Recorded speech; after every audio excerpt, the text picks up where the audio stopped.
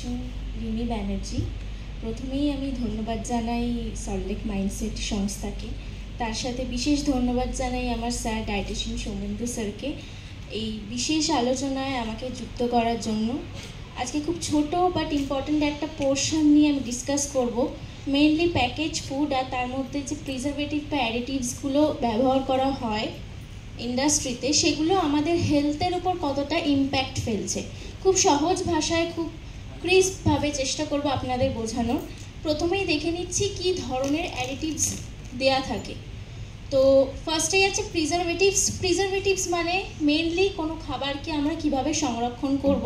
আমরা বাড়িতে যে খাবারটা তৈরি করি, সকালের খাবারটা বিকেলে নষ্ট হয়ে যাচ্ছে, কিন্তু প্যাকেজ যে ফুডগুলো 3 মাস 4 মাস 1 বছর কি করে সেগুলো ওভাবে স্টোর করা যায়, সেইগুলো স্টোর করার জন্য যে জিনিস বা যে উপাদানগুলো ব্যবহার করা হয় সেগুলোকে আমরা বলতে পারি